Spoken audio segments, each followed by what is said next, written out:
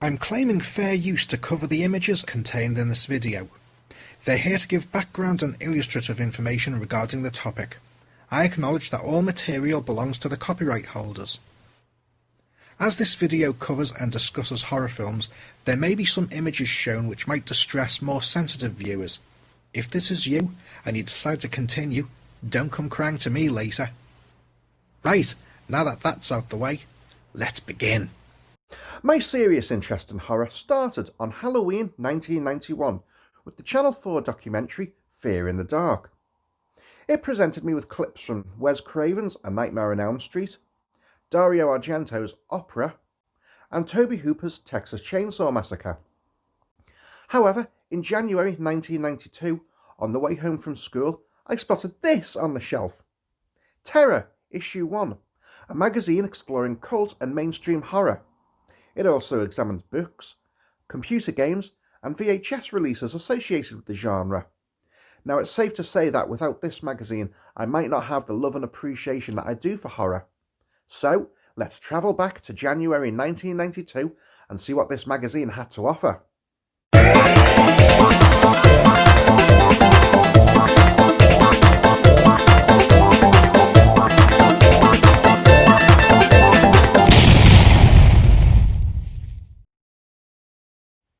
So, after the index page, we have The View from the Top. And this is editor Jerry Ewing's message to the readers, setting out the ethos of the magazine. He writes, "Terror is written by horror fans for horror fans. There's no bespectacled intellectuals offering forth a multitude of daft opinions here. Essentially, we want Terror to be the horror magazine that you want." And for me, taking my first steps into the genre, it was. £1.75 didn't break my bank, and it was accessible enough for me to comprehend and enjoy. The second page covered horror news. So, what was happening in January 1992? Francis Ford Coppola was starting to make an adaptation of Dracula, starring Gary Oldman, Anthony Hopkins, and Winona Ryder. John Carpenter was rumoured to be making an updated version of Creature from the Black Lagoon. Richard Stanley, director of Hardware, was on location in Nambia making a film called Dust Devil, starring Robert Burke, with a budget of around $3 million. Tom Savini, who had apparently just finished directing a stage play of Dracula, was looking for a new script to direct, claiming that he wanted it to be a thriller rather than a horror. In the bottom hand corner of the page there, you can see that there was a discussion about a potential Watchmen film. Watchmen, for anyone who doesn't know, was a graphic novel by Alan Moore with art by Dave Gibbons, dealing with some weighty themes and elevated the concept of the graphic novel. Here, there is speculation that Terry Gilliam, fresh from The Fisher King, would direct. It obviously didn't get off the ground and wouldn't materialise as a film until 2009. On the next page, we have a quiz. Here's a few questions, and the answer will appear at the bottom of the screen after 5 seconds. Good luck. Name the first 3 actors to play the role of Doctor Who. Be careful with this one.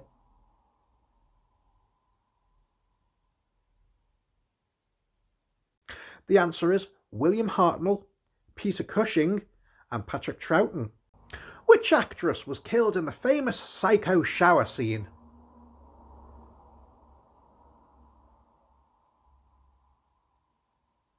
The answer was Janet Leigh.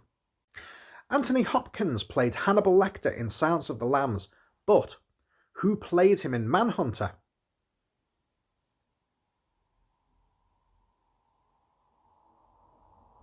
The answer was Brian Cox. And finally, which famous horror writer made his big screen debut in Creepshow?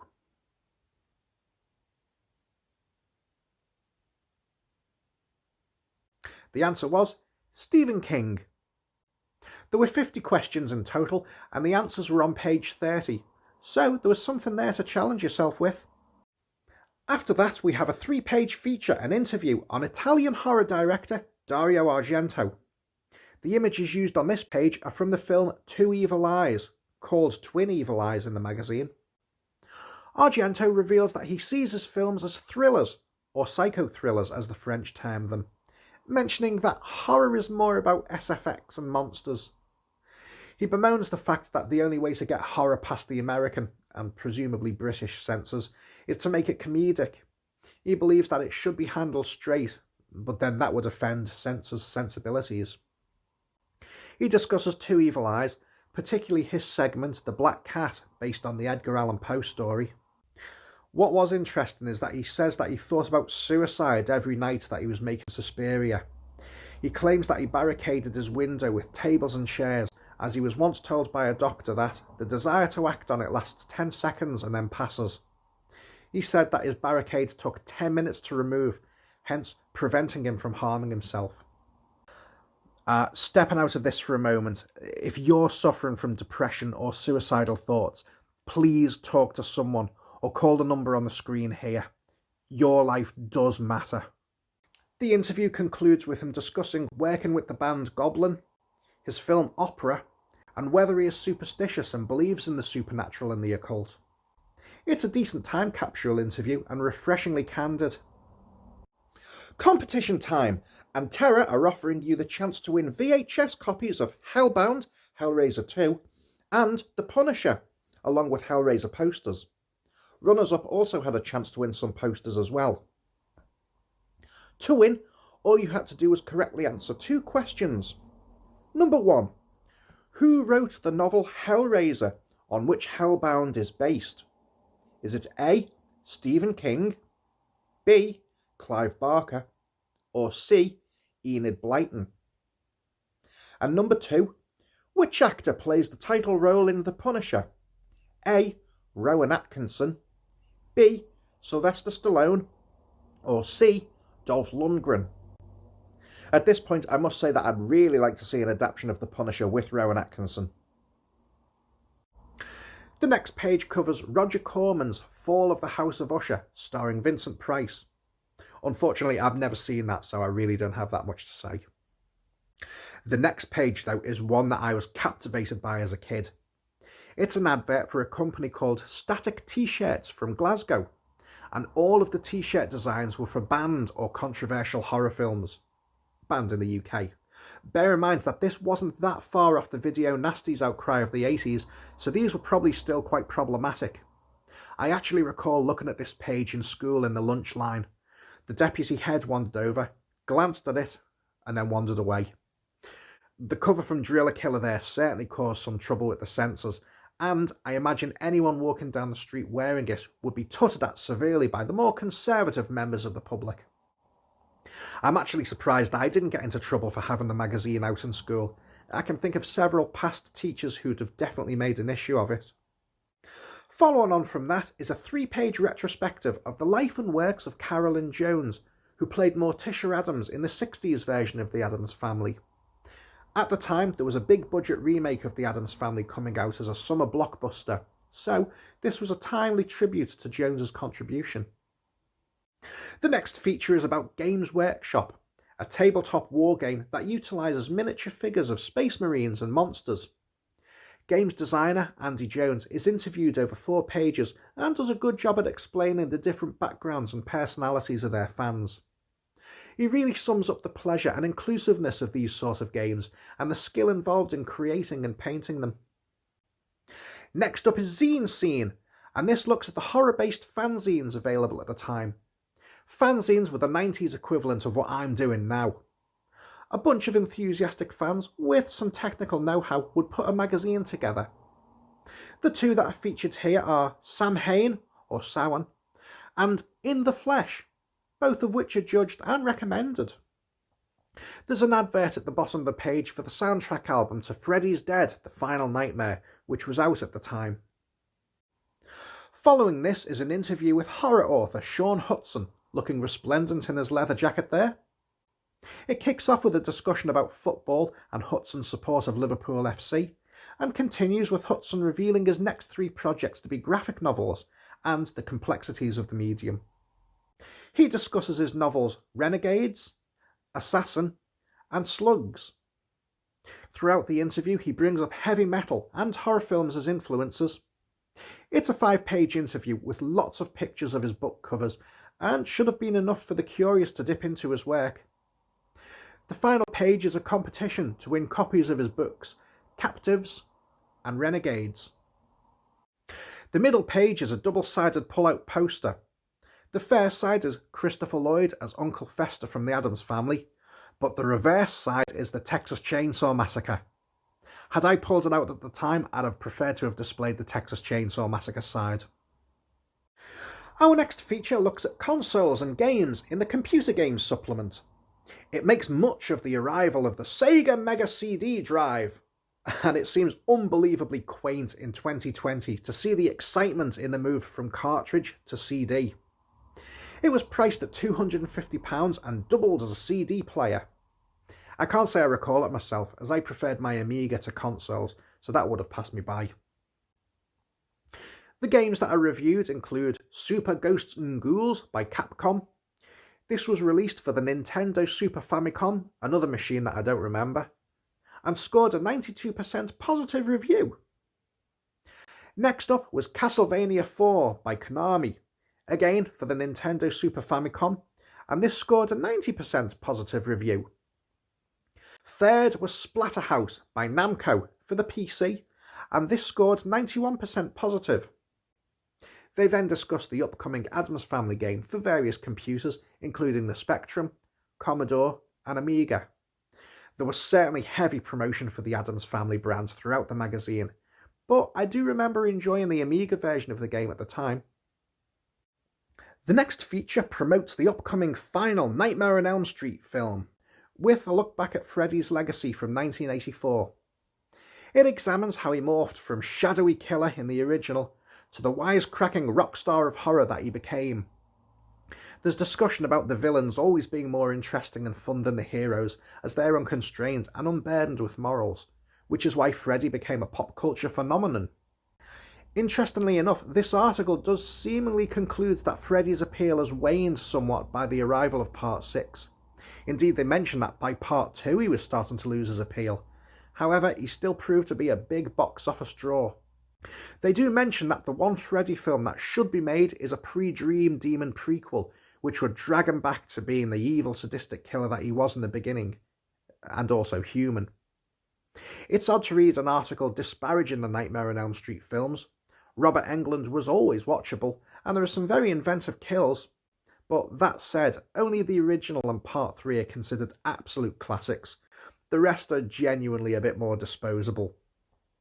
I guess since Nightmare had been churned out throughout the mid to late 80s, it was easier to be more critical and disappointed with each new entry. The irony is that even in 2020, we still never got the Nightmare on Elm Street prequel. This next article is one that has stuck with me for years. In fact, I often go back to it whenever I'm looking for something to give myself the chills with. It's a real-life article about the Highgate vampire phenomena from the 70s. Towards the end of the 60s and early 70s, there were reports of various apparitions menacing the cemetery and the adjoining Swains Lane. This was in the days when Highgate Cemetery was rather derelict and uncared for, and had the feeling of a real-life horror film. It has since been tidied up and respectfully restored. One particularly malevolent entity was pronounced to be a vampire, and the media took the ball and ran with it. The article details a rivalry between two individuals who both wanted to deal with this creature. Indeed, the story gathered so much publicity that ITV interviewed the gentleman, one of whom declared he would conduct an exorcism on Friday the 13th of March 1970. ITV broadcast the interview on that morning, which apparently led to hundreds of amateur ghost hunters swarming the cemetery, eventually having to be removed by the police. The article talks about how there were various black magic ceremonies and incidents connected with the Highgate vampire, until it was tracked down and destroyed. The article is very atmospheric and gives a detailed breakdown of the case. I like that the magazine incorporated this sort of feature. Parts of the case do bear similarities to Dracula, but as someone who believes in ghosts and the supernatural, I'd keep an open mind about it. It was a fascinating read, and I'm sure there's more information available online regarding the Highgate vampire. Indeed, its legacy has been long-lasting, and it's been featured in both Buffy the Vampire Slayer and Doctor Who comic strips as late as 2015. I love ghost stories and tales of the supernatural, and to have something like this covered, well, it really did give me the creeps. Coming to the end of the magazine, and we have the film review sections. Now, what struck me at the time was the inaccuracy of the ratings. Both Addams Family and Bill and Ted's Bogus Journey were listed as 15, which would have meant that I wouldn't have got into the cinema to see them. Ultimately, they both ended up as PG films, and I was fine. The rating system was crosses, 5 being undead, excellent, and 1 being dead, which was poor. So, what was on offer in 1992? Wes Craven's People Under the Stairs scores 4 crosses, meaning it was rated as good. Pretty accurate rating as well. It's a great film that I really do need to throw on again at some point. Arrow put out a great Blu-ray package. Freddy's Dead, The Final Nightmare, scored a lousy 1 cross, meaning it was poor. Its 3D gimmick is sneered at, and it's simply SFX for its own sake, writes the reviewer. His final line makes me chuckle. So, is this the end? History has taught me never say never again. I just hope nobody persuades England at all to come back. Now we know that England was back in Wes Craven's New Nightmare and Freddy vs. Jason. Omen 4 is reviewed and gets a 2 cross rating. Not poor, but not great. The reviewer laments that this was made for TV. Aside from the remake, it's the only Omen film I've not seen, so I don't know how accurate the rating was. The Addams Family gets a 4 cross rating, stating that the cast are fantastic and the look and feel of the film does its source material justice. They reassure fans of the 60s series that due homage has been paid. Finally, Bill and Ted's Bogus Journey gets a 5 cross review, and I agree, Bogus Journey was outstanding, and the concept is praised for glorious silliness. Let's hope that the upcoming Bill and Ted Face the Music lives up to the reputation of its prequels. And I still have fond memories of watching this in the cinema with my mate Steve. Hi Steve! We're on to the VHS reviews now, and listed in order of crosses are Alligator 2, Child's Play 2, Nightmare on Elm Street 5, Psycho 4, and Dolly Dearest, all scored a 1 poor cross. The Omen 3, Final Conflict, 976 Evil 2, Death Race 2000, Silence of the Lambs, and Not of This World all score 2 crosses, which was okay but not great. And yes, I did say Silence of the Lambs. Tales from the Crypt compilation tape, House 4, The Repossession, Damien, Omen 2, The Serpent and the Rainbow, Earth vs. the Spider, The Amazing Colossal Man, War of the Colossal Beast, Day the World Ended, and Pumpkinhead all score 3 crosses, which is good. Leviathan, Akira, Pet Sematary, The Brain Eaters, I Was a Teenage Frankenstein, Supercar Volume 1 and 2, along with Lost in Space Volumes 1, 2 and 3, all scored 4 crosses, which was very good. The Omen and It Conquered the World both score 5 excellent crosses. There seemed to be a big resurgence in 60s shows at the time. Finally, we have the book reviews. Wolf by Steve Harris scored 4 crosses. Captives by Sean Hudson also scored 4 crosses. Actually, so does Renegades, also by Hudson, and The Seventh Sword by Andrew Collins. A 4 cross consistency page. The last few pages include a competition to win some Games Workshop sets, including games and magazines, a subscription coupon, and the contents of issue 2 on sale January 16th, including an interview with Andrew Collins, author of The Seventh Sword, a retrospective of Peter Cushing, and a look at Kung Fu cinema and the supernatural. It also lists Robert Englund, but that interview or feature never appeared in issue 2, probably because this first issue was quite Freddy-centric. The back of the magazine has an advert for the VHS release of Leviathan, and unless I'm very much mistaken, that's Ralph Steadman homaging his own art from Fear and Loathing in Las Vegas. So that's issue 1 of Terror from 1992. It was a big influence on my love of horror, and introduced me to so many films and concepts that I wouldn't have otherwise discovered. In 2020, it seems a bit off the mark with some of its reviews. Silence of the Lambs is now regarded as a high-quality classic horror film, yet it's dismissed here as a horror film for yuppies. But that's the joy of reading it back now, to see the test of time in action. If you've enjoyed this, I'll do issue 2 in the future. Now, while you're here, why not check out episode 1, looking at the last series of horror-based Garbage Pail Kids stickers, or some of my 15-second horror film animations. Don't forget to click subscribe.